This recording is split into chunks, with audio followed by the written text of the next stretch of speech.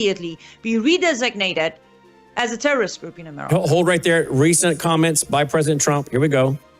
And by the way, to all Iranian patriots, keep protesting, take over your institutions if possible, and save the name of the killers and the abusers that are abusing you. You're being very badly abused. If the numbers are right now, I hear 5 different sets of numbers. I hear numbers. Look, 1 death is too much. But I hear much lower numbers, and then I hear much higher numbers. But I say save their names because they'll pay a very big price. And I've canceled all meetings with the Iranian officials until the senseless killing of protesters stops. All right, well, that's consistent with his written text. Now you heard it verbally. We'll be covering this more. Annie, 3 p.m. Central, 4 Eastern at Worldview Tube, and back tonight as well. Take care.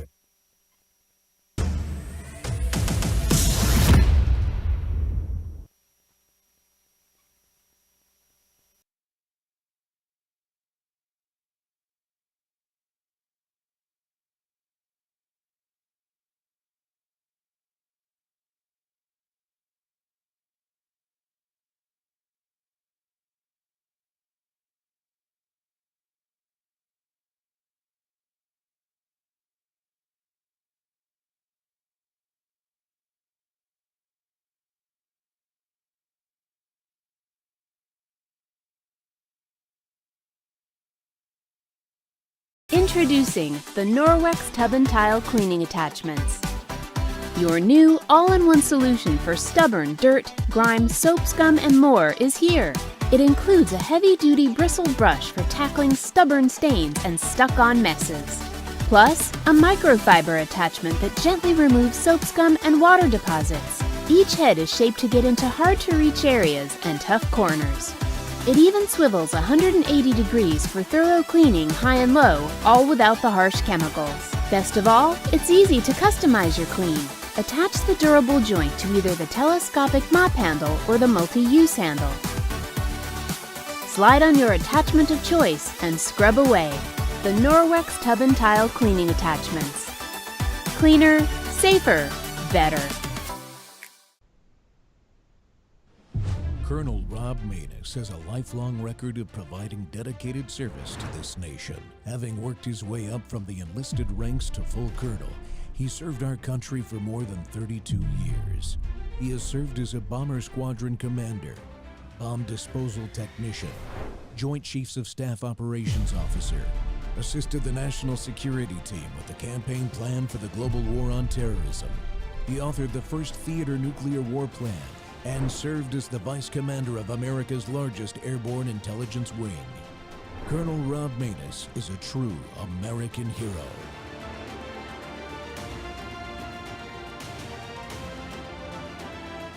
This is Rob Maness Live. You were briefed yesterday along with your colleagues. Did you walk away satisfied with the game plan moving forward here? It was a classified hearing, so I can't tell you what was said in there, but I can tell you there was an ovation, and over on the House side, there was a standing ovation. So I think across parties, across both houses, there was an overwhelming sense of gratitude, first of all, for our troops and those who planned this mission, and for President Trump for his boldness. But we're very excited. You know, a lot of our questions were about the road ahead, but we're also very thankful for his boldness and decisive action with Venezuela.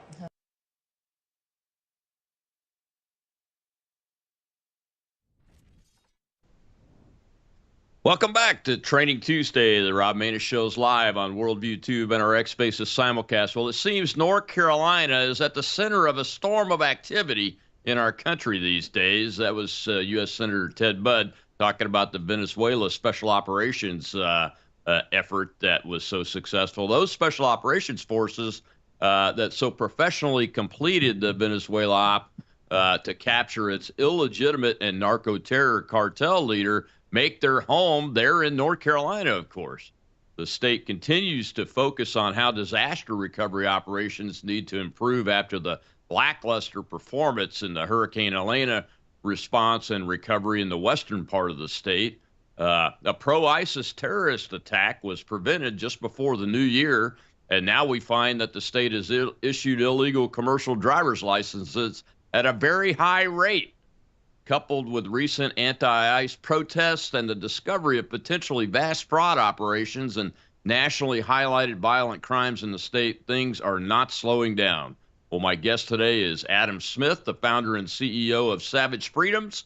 He's been with us before. He's a family man, U.S. Army Green Beret veteran, and he's running for Congress in North Carolina's 11th District to address the issues the establishment politicians don't have the stomach for. Adam, welcome back to the Rob Maness Show. Welcome back to the United States. It's good to be here, said Rob. United States, yeah. It's good to see you again, sir. How are you? Yeah, I'm doing great. How are you? Although it's cold down here on the Gulf Coast right now, here in Mississippi, and I'm not very pleased about that. But, things are what they are. Yeah, it's a running trend right now across most of the Eastern Seaboard. You hit the nail on the head. There's a lot of conversations that establishment, conservative establishment, are failing to address directly. There's a huge national security issue. There's a huge issue with regards to illegal aliens, illegal migrants moving throughout the entirety of the United States. There's a huge issue with massive amounts of fraud taking place. And this operation that just took place in Venezuela, we've seen a large amount of protests and Democrat leadership over and over again outright saying how this was unconstitutional, how it was illegal. I think people have to remember that Congress gave the power to the president and the authority to the president back in the 70s through the War Powers Resolution to authorize the president to take limited military action in the best interest of the American people. He has a 48-hour window to make certain that he informs Congress in the Gang of Eight, and then he has 60 days for Congress to either pass an authorization of use of military force in AUMF or to declare war. But the last time we declared war was in World War II. Now, what I don't understand is why, of the 29,000 bombs that were dropped under Obama's administration, and I think 7 or 8 different countries, there was never a conversation about unconstitutionality or illegality when it came to those actions. And the fact of the matter is that it all comes down to one thing. If Trump makes a decision, no matter if it's curing cancer, it's going to be demonized and it's going to be hated. And look at the cheering and celebration that we got from the Venezuelan people. So many Venezuelans who have come to the United States to try and escape the violence there have all gone out and cheered for this action in order to depose a tyrannical leader that runs narco-terror operations. I think I think it speaks a lot for that decision in limited military use of force. Yeah, on the Venezuelans themselves, Adam, I remember when Maduro first took over, it had already started, but you started seeing videos of citizens literally digging through trash cans and killing rats because they had the inflation had destroyed their currency. They'd lost their jobs because the government nationalized all kinds of industries like the United States oil companies that were all down there. The president just had the CEOs of those folks, a lot of those folks in a meeting this past week to talk about how they're going to go back in now and rebuild the infrastructure so that they can take over their property again and get at least recover some of the revenues. They won't get it all. I mean, one of the company's CEOs said they had lost at least $12 billion in just the shutdown part of it when the company was nationalized. But the Venezuelan people is what this is all about. And many of them worked in those with oil companies as their employees. And once they nationalized everything, they essentially destroyed it because they're communist and they don't know how to make wealth. Well, the other piece of this, too, is that you've got a nation run by narco-terrorist leadership that believes in communist and Marxist principles, that's having mass execution, mass arrests, and are aligning themselves with U.S. adversaries. They're meeting with Iran leadership. They're meeting with Iranian leadership, Chinese leadership, Cuban leadership. I have no doubt they're in communications with North Korea.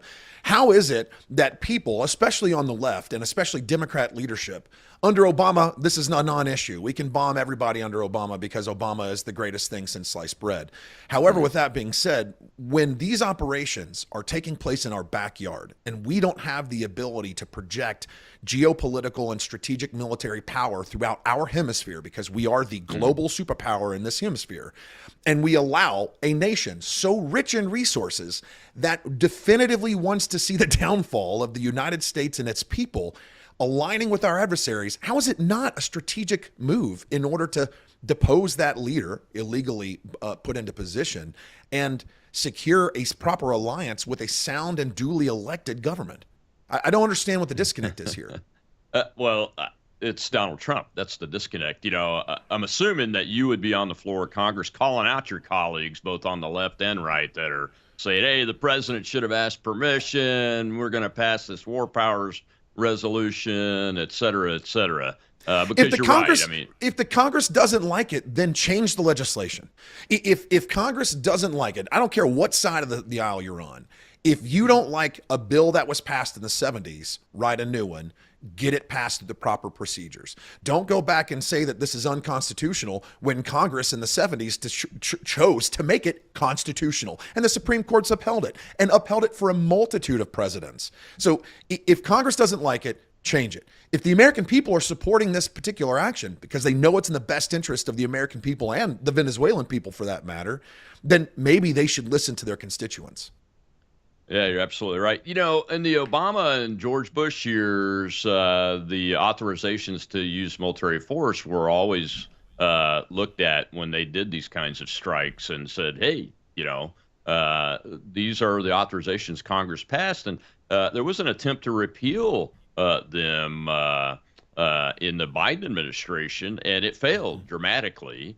And it still hasn't been repealed. So, as I said during the first Trump administration, when he killed Soleimani in a righteous operation again, on behalf of the people of the United States and the people of Iran, too, really, and peaceful, loving people everywhere in the Middle East.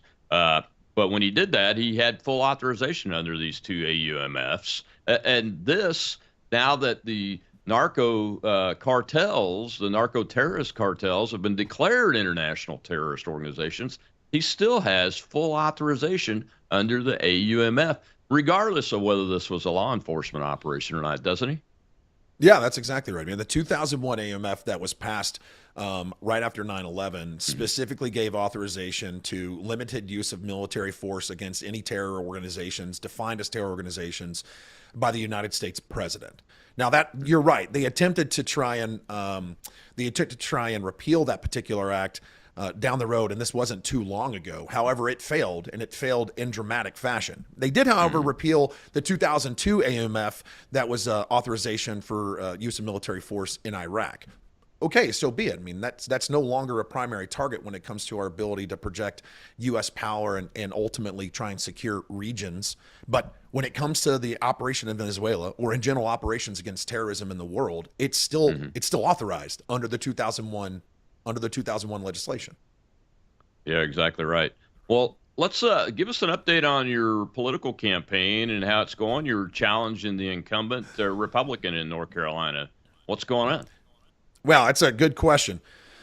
There's a recent poll out, which is very interesting. And the recent poll is that the leading Democrat candidate is leading in a head-to-head against the incumbent. And they're leading head-to-head against the incumbent by 1 point. And when it comes to offering biographical information and people understanding history, he's actually leading by 5 points. The Democrat Party is leaning heavily into North Carolina's 11th district because they want to flip this seat. This is one of the biggest targets on their map, and they want to flip this seat. And this seat is at risk of being flipped. And I think a lot of that has to do with the fact that we've got, in general, an incumbent that's in position that doesn't have the most sound voting record. In his first term under Biden, a lot of his votes were very wishy-washy, kind of by the fly of the night. Whoever's in power, that's who we're going to vote for. So voting records weren't solid. Our campaign, man, talk about an experience. This is maybe one of the hardest job interviews I've ever done, Rob. And I think it's actually been pretty spectacular. I've had a chance to peek behind the curtain. And I can tell you this, the American people don't truly understand what we're facing when it comes to modern politics and modern party politics. And what we're facing is this. The number one question that I'm asked every single time I speak to somebody in politics is, how much money have you raised? It's not a conversation of policy position. It's not a merit of the message. It comes down to how much money can we feed the machine. I know that you've experienced the same thing, and I've had this conversation with a multitude of other candidates, and they've experienced the same thing. I find it very interesting. And with that being said, we have momentum. We have a great ground game. We have a huge amount of people that are supporting the effort and supporting the endeavor. We're getting ready to start phone banking operations here in the next week or so, and early voting kicks off in just under 30 days. So we're going to see this thing through to the very end. I think we have a very, very, very good chance of winning against the incumbent. Yeah, I mean, look, up here in Mississippi a few years ago, we had an unknown military guy challenge incumbent Michael Guest and forced him to go to a runoff. And had it not been for some major mistakes by him in the runoff from a campaign perspective, he had a really good shot at winning that. But the other thing that happened was Kevin McCarthy and the boys at the NRCC came in with over $1 million and got a bunch of Democrats to come vote for their Republican incumbent, because apparently the Republican power brokers continue to still prefer having Democrats put their people in office rather than their own base. Is that what you're seeing in North Carolina too? Well, I haven't seen that firsthand, but what I have seen is I have seen a disillusionment of most Republican voters. There's a lot of frustration right now in general with the Republican Party.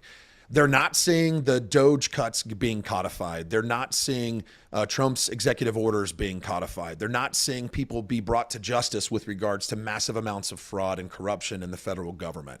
So there's a lot of disillusionment right now with Republican voters, at least in all the conversations that I've had. And on top of that, they're very, very sick of politics as usual. They're tired of hearing lip service. They're tired of people pandering to them in order to get their vote and then going and doing whatever they choose to do. The United States, I think the U.S. voter, especially the conservative voter, are truly ready to bring constitutional, conservative, and constitutional originalism back into the forefront of civic-minded people. And I think they are looking for someone to lead them back to the concepts that great patriots built this country upon. Our founding fathers spoke to the idea of party power. They spoke to the idea of fractions amongst the people. They spoke to the idea of money manipulating the ability to create, to limit the voice or the message. And right now we're seeing that. We watch that across the country. Incumbents have a 95% chance of winning across the country on average. And candidates that are stepping into space, they have to double down on the ability to not just raise money, but more importantly, create a true and legitimate buzz. Yeah, you're exactly right. You've got to be able to capture that base in spite of all the millions of dollars that are inevitably going to be spent against you to prevent you from taking an incumbent down. Well, we got to take a break, Adam. When we come back, we'll see a little clip about the ISIS, potential ISIS attack that was averted in North Carolina just before New Year's. And we'll continue this discussion because I want to get into it about how the recovery of Western North Carolina is going. What's the impact of having 25,000 Afghan refugees inside the state, according to independent journalist reporting that's going on, and those kinds of things? We'll be right back with Adam Swift, congressional candidate for North Carolina's 11th district. He can win, folks, but if you help him.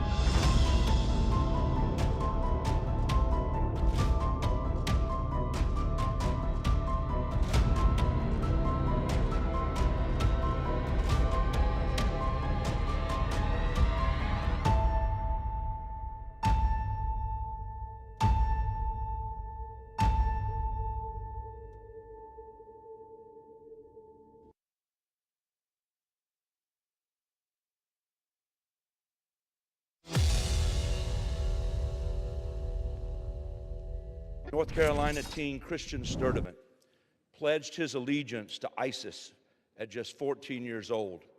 Christian, a now 18-year-old, planned to use knives and hammers to attack people at a grocery store and restaurant on New Year's Eve in Mint Hill, North Carolina, a suburban town in my district.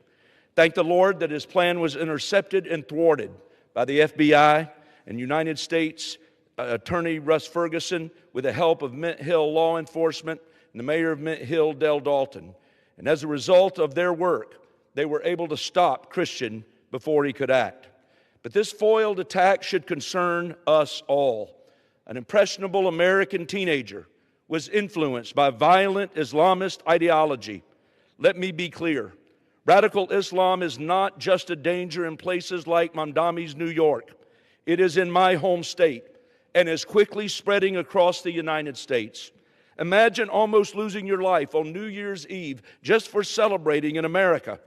That's what almost happened in my district. This is a type of hate radical Islam inspires. It has no place in America. We must do more to push back and stand up to hateful ideologies that espouse violence against innocent people. Welcome back to the Rob Maness Show. It's Training Tuesday, and my guest today is from Western North Carolina in their Congressional District 11. He's a candidate challenging the Republican incumbent there, really essentially because what this man saw and was needed to do to help his fellow citizens in the response to Hurricane Elena. Adam Smith is my guest. He's a retired Special Operations Forces veteran. And Adam, have to go into this a little bit because I saw some independent reporting that says there's 25,000 of the 78,000 or so Afghan refugees, most of which are totally unvetted during the Biden administration and the debacle of the withdrawal, that are inside North Carolina. I wasn't aware of that. Yeah, it's pretty interesting to know that there's that high level of population of them. But something I think that's this is something that's really frustrated me, and I've thought a lot about it. You know, for nearly 20 years of my adult life, we were at war.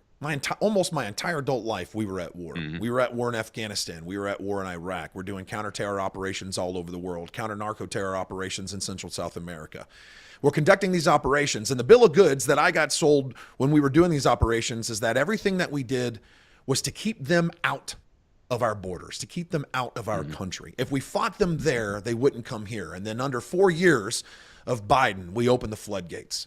And in those floodgates, we allowed millions of illegals and many of them with ill intent to come into the United States. Now, everybody is in protesting right now with regards to ICE, which has happened in Minnesota. Everybody's protesting, and I say everybody, the left is protesting ICE. They are protesting what happened in Minnesota. They think that immigration and migration and open borders is the way that we maintain apparently sovereign security in our country.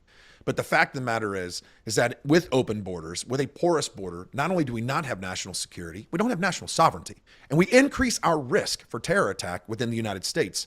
On top of that, we increase opportunities to radicalize our youth. We're seeing a huge uptick with fraud and money laundering happening in places like Minneapolis, Minnesota. A huge Somali population and community up there has corruptly stolen millions of dollars of the taxpayers' money. And a lot of that got sent overseas. And what is it funding? Well, I would assume that when we move massive amounts of money overseas, just like President Obama did, and he sent billions of dollars to Iran, we saw a definitive uptick in sectarian and insurgent violence because Iran's surrogates got paid millions of dollars in order to attack American lives, American soldiers in Iraq and other places in the world. We have to assume the same thing is happening here. And now we have actual proof that it's happening here. And we've seen this multiple times. So now we have an 18-year-old who's been radicalized, who assumes and believes that ISIS is the only way to do it and that a Islamic caliphate is destined for the American future. And if the American people in general don't wake up and the United States government doesn't continue to take massive action against this threat, I think we're going to see an uptick in radicalized violence in the United States. And I think it's very possible we'll see an uptick like we haven't seen before, especially with the amount of money that's getting poured into ICE protests, Antifa organizations, rioting, direct violence against law enforcement. And it seems that Democrat leadership continues to promote this to happen. Yeah, I mean, the incitement language that the Democrat leadership uses it tends to seems to me to ratchet up, and they triple down, double and triple down when one of these incidents happens. We'll talk about the protests that are going on, the anti-ICE protests going on in the last segment specifically, but from your perspective, you are a special operations U.S. Army veteran, and take, for instance, this network, the terrorism network, the Islamist terrorism networks itself. You specialize in that kind of thing. Do you think that we're on the verge of some type of Islamist insurgency inside the country because of this high numbers of refugees that have come in, or? Yeah, we're beyond on the verge. There's a definitive insurgency taking place. I mean, ultimately, when we look at insurgency, what are we looking at? We're looking at an attempt to overthrow the societal standard and community norms that the foundational principles of a country or nation was built upon. And we're seeing that happen all over the United States. In fact, there was just a law passed in Texas in order to thwart the efforts of Islamic communities from passing Sharia law or conducting Sharia courts in their community. I mean, if that's not an insurgent effort to thwart the standard by which we operate and constitutional norms by which we operate in this country, I don't know what is. If we look at the amount of fraud and corruption that's taken place in Islamic communities, specifically Somali communities and others throughout the nation, and look, people are going to watch this and they're going to say, how dare you demonize an entire people? This is not about demonizing an entire people. This is about talking facts. And facts are, there is a regular piece of communication that comes out from a multitude of imams throughout the United States that preaches hate against the United States, that preaches hate against Christianity, that preaches hate against Judaism. There's a huge amount of language coming out from Islamic communities, especially the Somali communities, that want to defraud the American people and steal taxpayers' dollars. In fact, they all said that they came here in order for them to take over Minnesota. Minnesota is their land and they should own it. We see an uptick in an attempt to create Sharia courts throughout the United States. If you want to be an American, be an American. Conform and assimilate to the founding principles this nation was built upon. Don't attempt to change the rules and the laws in order to fit the standard that you want based on your life outside of this country. You come here to be a part of a nation. You don't come here to pick apart a nation. And that's what we're seeing happening. And I got to tell you, I'm kind of sick and tired of politicians not speaking directly to this problem because it is an actual and legitimate problem. And I don't understand why we continue to avoid this topic. What, are we afraid that we're going to be canceled? Are these politicians afraid that if they speak against these particular issues, that people are going to come after them? At some point, conservative leaders have to be willing to plant their flag on a hill and die on that hill in order for the betterment of the American people to continue to be moved forward in this world and in this country. And if we don't choose to plant our flag on that hill and we don't choose to die on that hill, then we are abdicating our position and we're saying, you know what, I'm okay with being complicit in in any incestuous actions and insidious actions that take place within my nation simply because I want to maintain my seat and I would like to maintain my power. We have to return back to a mentality of statesmen. Speak to the problem, speak direct and plainly to the problem, and then provide solutions to the problem. And if you don't have them, ask the people. Because believe it or not, we the people, we got a lot of solutions to these issues. Yeah, we do. Unfortunately, though, we brought so many of these folks in from primarily Islamist culture countries that even the elected officials, I mean, this is the 250th year anniversary of the Declaration of Independence. And Rob Maness's ancestor, named William Maness, was a private in the Continental Army from right there in Robbins, North Carolina, was one of only 5 Scotch-Irishmen to walk out of his county and join Colonel Clark's regiment. But that culture that was passed down through generations in my dad's family down to me, and I passed it on to my children, is important because it is one of welcoming those to come in to become United States citizens that want to be Americans. But it is also one that's important to carry on that culture that needs to be part of that assimilation, no matter where you come from or what your religion is or what your previous culture was. It's that culture that's got to be assimilated into And we don't see that happening. We see politicians like Ilhan Omar actually speak against the Declaration of Independence in its 250th year. And no politician that has any power, other than Donald Trump just announced he was thinking about denaturalizing her and deporting her. And he should, in my opinion, because she defrauded the government in her desire to become an American citizen and get naturalized, which is one of the reasons you can do that. But no other politician has stepped up to support that and call this out. And we're in a very dangerous place in this country if we lose the bedrock American culture that started even before the Declaration of Independence, but has been put in place and kept in place by generations of Americans that have welcomed folks here as long as they were willing to assimilate to that culture. Yeah, I think there's a really good quote from Ronald Reagan. And I'm going to read it verbatim because I don't have it memorized verbatim, so you'll have to forgive me. He said, "Since this is the last speech that I will give as president, I think it's fitting to leave one final thought, an observation about a country which I love.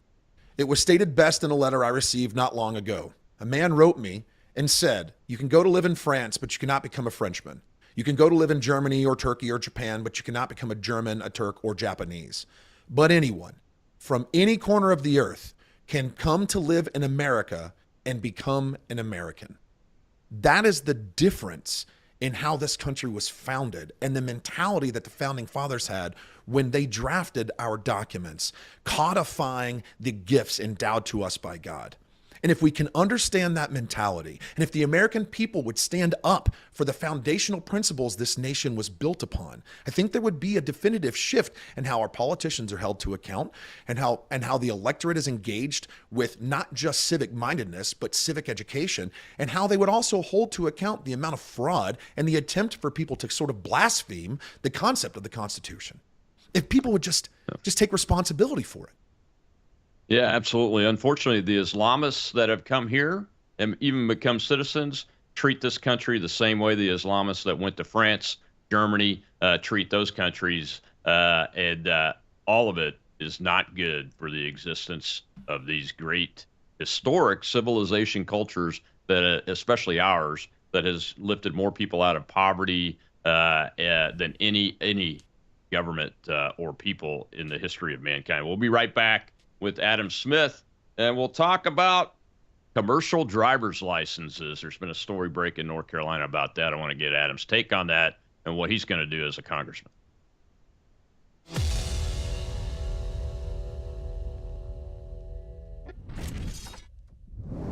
News is moving faster than ever, and so are we.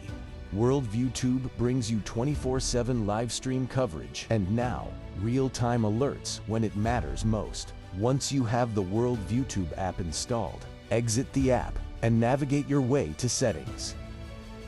In Settings, locate the tab labeled Notifications. Select the Notifications tab. Scroll down until you locate the Worldview Tube app icon. Select the tab, and here you can turn on and customize your notification experience for the Worldview Tube app. News doesn't wait, and neither should you. Turn on push notifications to stay informed. Every headline as it happens.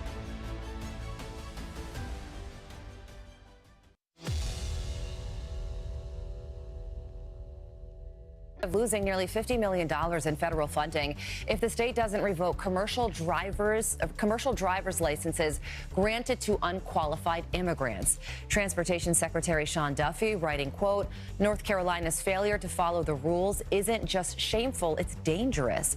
I'm calling on state leadership to immediately remove these dangerous drivers from our roads and clean up their system." The push comes after the DOT found that of the 50 North Carolina immigrant CDLs they reviewed, 54% of them were issued illegally. Those are your headlines.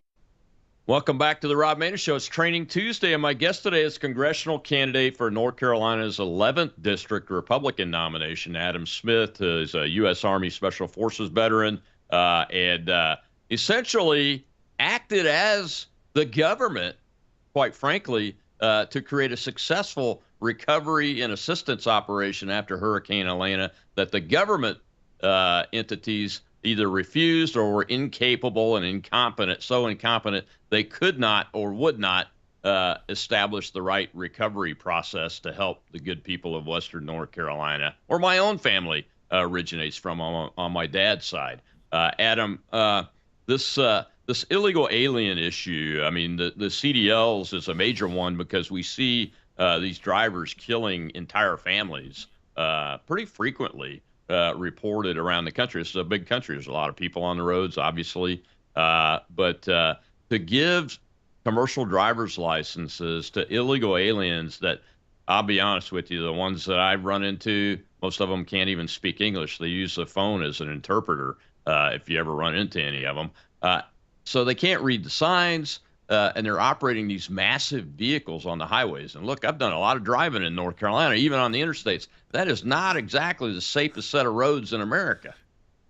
Yeah, you're not wrong. I think, you know, I heard when you talk about what Sean said about the state leadership having to take action, I think this is a critical consideration.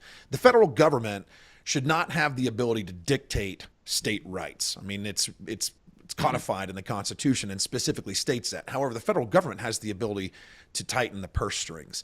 And when we talk about the constant desire for many states to receive federal funding for a multitude of different programs, there has to be some level of leverage or some level of consequence. I think consequence is the word. Consequence to illegal or unjust actions being taken by local state legislators or local state leadership. And when it comes to North Carolina, I think a critical piece we have to look at is we have to change, one, federal regulations and regulatory principles around who gets authorized to receive a federal CDL. That's the first thing. And at the state level, how are we actually going through the process of issuing those driver's license, and who is the approval authority, and why are they approving them? And if we can't pass basic English, basic English language comprehension tests, then you probably shouldn't get a CDL to be driving commercially in one of the most dangerous jobs in the country, which is driving giant tractor trailers across the United States. You probably shouldn't be getting that. So there has to be a huge change with that process, both in North Carolina, but also across the country. We see this in California. We're seeing it in Washington. We're seeing it in Oregon. We're seeing it in Illinois. So it's not just a North Carolinian problem. This is a national problem. Yeah, I think the problem generates from the lack of accountability on these states that refuse to enforce federal law in the immigration space initially. And there's been no federal accountability, either by the President of the United States federalizing the National Guard and forcing the states to take a specific action, or by holding them accountable by refusing to fund their programs. I mean, every one of these programs, I'm sure, is tied to some federal funding. And even if it's not, it's still the federal government's and the executive branch's responsibility to make sure laws are being executed. The laws are being executed appropriately. I mean, that's in the president's oath of office, to faithfully execute the laws of the United States. And the states are part of that, even though, you know, the federal government shouldn't be able to force a state to do something that's only within the state's power. We should certainly be able to hold them accountable if they're not enforcing federal laws that apply to everybody across state lines, right? Yeah, I mean, when we're talking about national transit authority, and we really start looking at the ability for national commerce to take place, that leaves sort of the individual state's position and goes into a federal position, because we're talking about federal commerce, national level commerce at that point. So yeah, you're right. There should be a level of consequence in being able to hold these states to account. And also, I think that we need less federal regulation. I think we need less federal government in the lives of everyday people. And I think we need, and everybody says common sense laws. There's no such thing as common sense anymore, Rob. There's absolutely no more common sense in the world. And in the United States, if we could have a return back to sound laws, not driven in special interest, not driven in the ability to just raise dollars for whatever special interest group we're operating for, and to actually do what's in the best interest of the American people, I think we'd see a reduction of illegally issued CDLs and a reduction of funneling money through fraud schemes and corrupt efforts. I mean, if we could do that, then maybe we could actually, I don't know, reduce national spending. Maybe we could stop passing continuing resolutions that kick the can down the road for increasing the national debt ceiling. Maybe we come up with innovative solutions and have some level of fiduciary responsibility to the American taxpayer and their dollar, rather than continuing to do what we do. Yeah, you mentioned the Somali fraud in Minneapolis. There are estimates that put that upwards at $18 billion, and about $9 billion of it flows back to the Somalia government, which is obviously run by a bunch of Islamist terrorists. That whole countryside is run by Islamist terrorists. We all know it. So it's funding that. But this fraud is way beyond just Minneapolis, Minnesota. And I'm not sure if there are any Somali refugees in North Carolina, but there are some in Ohio. I interviewed an Ohio governor's candidate the other day, and the fraud is bigger there, he says, than is in the Minneapolis area. So you're talking double digits more billions of dollars. And then you mentioned the Doge cuts, and Elon Musk thinks there's at least $1.5 trillion a year of fraud, waste, and abuse that Doge should have been able to get out. And just the other day, senators voted not to codify the Doge cuts. Were any of your senators involved in that? I don't know. That's a good question. I think Senator Ted Budd voted for them, but I'll have to double check on that and see. I do know this. This is something that I'm pretty fired up about. While Western North Carolinians were sleeping in the dirt, while they were in their tents, while they were in campers, while they were waking up every single day, drinking out of bottled water that was supplied to them by civilian volunteers and civilian aid relief efforts, we watched billions of dollars get sent overseas. We watched billions of dollars get stolen through corrupt actions within this country. And all that time, $60 billion of damage. We lived it, we looked at it, and we were frustrated for the delay in federal support. In fact, we were even more frustrated at the politicization of that particular disaster, especially with the previous administration. And now it's all coming to light. I mean, look, the incumbent, so this is the craziest thing about this. The incumbent said on October 9th of 2024, when the disaster struck, that FEMA wasn't sending money to foreign aid, and it wasn't sending money to support illegal aliens.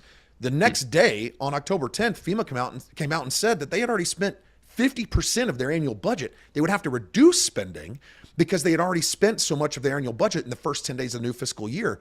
And then we found out that, I think in January or February, that there was an authorization of at least $85 million that was sent to New York in order to house illegal migrants and pay for them.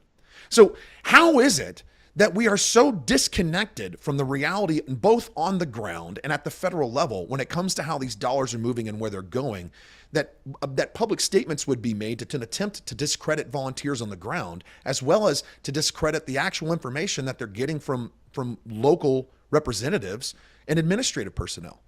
And then I've gotten to a point where I've become very frustrated. And I'm frustrated because there has to be a change. And I'm tired of seeing the same thing over and over again. Yeah, so update us on the Western North Carolina response since the Trump administration took official control of the government.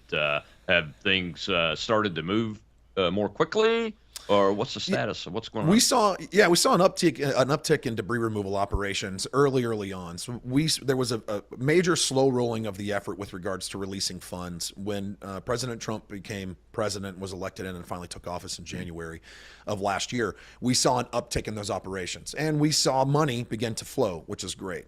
We know that at this point, there's been roughly $7 billion or so appropriated to North Carolina in order for disaster relief. And of that $7 billion, there's been a few $100 million that have been distributed throughout the endeavor, throughout the region, in the entirety of the area. And actually, it may be a little more than a few $100 million. This is the number one piece of feedback that I have gotten back from people on the ground. It's not enough. It's too slow. There's too much bureaucracy involved in the dollars moving, and it's not being moved effectively. I know that there was just $54 million released to the state area to help rebuild homes. The fact of the matter is that if not for the nonprofits on the ground, if not for civilian volunteers, then Western North Carolina was on the absolute verge of collapse under the destruction of Hurricane Helene. And in its ability to have immediate response, civilian volunteers did the lion's share of the effort in order to help their neighbors and their community. And that is a definitive definition of what American exceptionalism and the idea of rugged individualism and how it applies to the ability to be of greater service to your community. Thank God that Mandami is restricted to the confines of New York City right now, the man that hates rugged individualism. So what I'm hearing is what I've suspected for quite a while is FEMA is still not adequately under the control of appropriate number of Trump political appointees that understand how to get this job fixed and get that organization running right. Is what I'm hearing. I think the new acting director of FEMA, I think he has got a sound plan. I think he's got a very good direction in hand. I think that he is taking definitive efforts. And also, I think every Trump appointee that's operating at the highest levels of the government, they have such an uphill battle to climb when it comes to the embedded bureaucracy that's been established through 8 years of Obama and 4 years of Biden. And the establishment, we'll call it the establishment bureaucracy, that ultimately believes in slow rolling every effort, not moving with definitive purpose, not having defined outcomes and targets, and believing that there's an endless supply of money is a detriment to the American people. Oh, absolutely. I'm not talking about the top two layers of appointees. I'm talking about layers 3, 4, and 5, and then getting into the civil service, which had a lot of people hired under the Obama years, and then more under the Biden years, in the career civil service that are actively resisting and disrupting the president's policies. We know that continues to happen because we see the frustrations and hear them from both citizens like you're talking to and the appointees at the top. You know, in the military, we had evaluations, performance evaluations, NCOERs and OERs, officer evaluation reports and non-commissioned officer evaluation reports. And if you got so many negative NCOERs or OERs, you went before a review panel. And as an officer, 9 times out of 10, when it came up for your next opportunity to get your next rank, especially in the Army, you went before a review panel. And if you had a bunch of negative OERs, you probably didn't get promoted. And if you got passed over twice, there was a mandatory discharge. Why are we not doing the same thing for federal employees? Why are we not doing evaluation reports? Why are we not doing performance reports? Why are we not assigning KPIs, key performance indicators, for federal employees to hit on a regular basis? And if we're not hitting these KPIs and we're not actually performing the way we're supposed to, why aren't we firing them? Why do we believe, or why is there some belief at the federal level that bureaucratic employees are untouchable? I mean, we watched the challenge of firing DOD civilian personnel and government civilian personnel when we were in the military. It took an act of God. At some point, we have to change the policy by which we operate at the bureaucratic level. Mandatory term limits for congressmen and senators, mandatory retirement for bureaucrats, mandatory performance evaluations for federal employees. And if you have 3 strikes, then you have to go before a review board, and then you go on, I would say you have to go on a probationary period, and if you don't meet it, you're fired. At some point, we have to take these actions. Why do we celebrate mediocrity, Rob? Why is this a thing that we choose to do? It's amazing. I don't know, but like in political elections, we have over a 95% incumbent reelection rate, but everybody's complaining about their lack of competence. We got to take one more break at it. When we come back, we'll see a little clip about the protests against ICE in Asheville, North Carolina, right there. I think that's in District 11. We'll be right back with Adam Smith.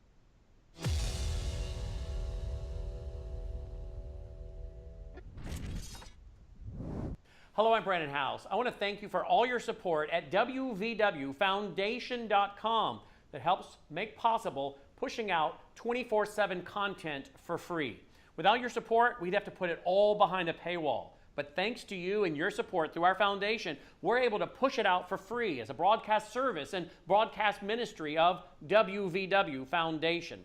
Please consider going there and setting up an automatic monthly contribution, or go there and make an occasional contribution.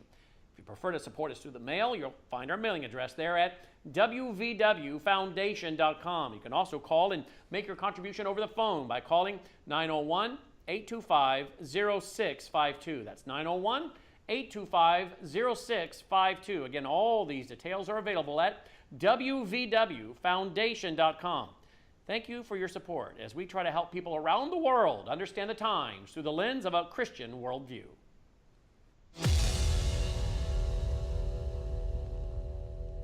Liberation! Up with liberation! Down with deportation! Down with deportation! Up with liberation! Up with liberation! Down with deportation! Down with deportation! Up with liberation! Welcome back to the Rob Maness Show. It's Training Tuesday here on Worldview Tube on this show, and we're talking with congressional candidate for North Carolina's District 11, U.S. Army Special Operations Forces veteran and community activist Adam Smith. And Adam had to show that clip in the show because that's one of the protests in Asheville, North Carolina, over the last few days, protesting against ICE. Now, have there been any large deportation operations inside Western North Carolina with ICE conducting them? There's not been anything large. There's been some operations, but nothing substantial in general. I find it ironic in that video. I don't know if you saw, but I find it ironic in that video that the Party of Peace and those who believe themselves to be above the concept of violence are protesting while also carrying an effigy of a guillotine. I mean, that's really, really ironic. Yeah, the media even today will make a big deal out of the miniature gallows that was on the Washington Mall during the January 6, 2021 protest, and continue to do that today. But they never talk about the guillotines. And in the Summer of Love, the BLM protest in New Orleans, they actually did bring a real guillotine to that. There were like 10,000 people in Jackson Square there, and the media never reported on that. And the guillotine seems to be the favored tool to execute Americans who still believe in the Declaration of Independence if these guys get the opportunity. And that's what I really wanted to talk about. We touched on it earlier in the show. Look, I've worked in intelligence at the higher levels, so I understand what kind of capabilities our country has for intelligence, surveillance, and reconnaissance. Done a lot of work at the enlisted level in bomb disposal, so I understand the needs of intelligence for things like counterinsurgency operations. And I believe that these protests are the biggest symptom of a formal insurgency against the United States of America by the left and the Islamists, probably the CCP, the Chinese Communist Party members that were able to get here by the tens of thousands under the Biden administration illegally, and that it is an actual insurgency operation. And from a counterinsurgency perspective, I've recommended in the last few days on air that the United States president, the commander-in-chief, direct our intelligence assets at our own country to collect on these networks, because they're all firing right now constantly. Their comms networks, their command and control networks, their financial networks, their logistics networks, their personnel staffing networks. They're all firing on a 24/7 basis to fuel these protests. I mean, where do you think the pre-printed signs and the national talking points come from? They're coming out of this network, and Antifa is a big part of it, and the president's designated Antifa as a domestic terrorist organization. So the authorities should be there. Why aren't we doing it? That is a really good question. You know, I saw that you had a multitude of interviews recently, or at least in the past few months, with a good friend of ours, Chad. And he was in Oregon, and he was covering the Antifa protests in Oregon that were not nonviolent. And if we talk about the definition of nonviolent resistance is a thing that we've celebrated in the United States for a very, very long time. We watched it during the Civil Rights Movement. It's something that is effective. However, we've gone so far beyond nonviolent resistance when it comes to protests. It's outright chaos and anarchy, and it's a definitive attempt to destroy the institutions that this country operates and was founded upon.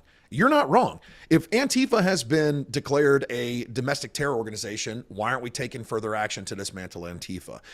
We watched a thwarted terror attempt with regards to members of Antifa, but I think it's a trans-Tifa, that's what they're calling it, trans-Tifa organization out west. We just watched an Islamist get arrested in North Carolina for an attempted terror attack.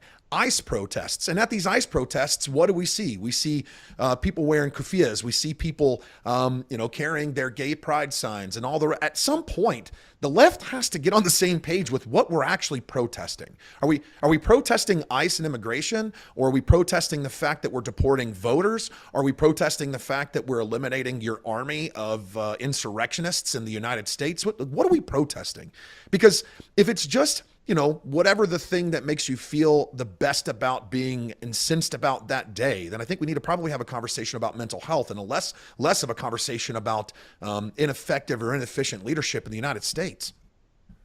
Yeah, I think that's the Bolshevikism that you see, is that it's not about what they're protesting, really. It's about wielding power through the masses in a highly organized, highly resourced, and highly trained way. I mean, I didn't use this clip in the show, but as I was researching for this episode, I did come across a clip in a North Carolina church where Antifa trainers are teaching these protesters how to interact the best way to get on video and to actually be violent. Do you have that? I mean, it may be minor violence they're teaching in those cases, but they were actually teaching them that. And unfortunately, a lot of those trainers are ex-military guys.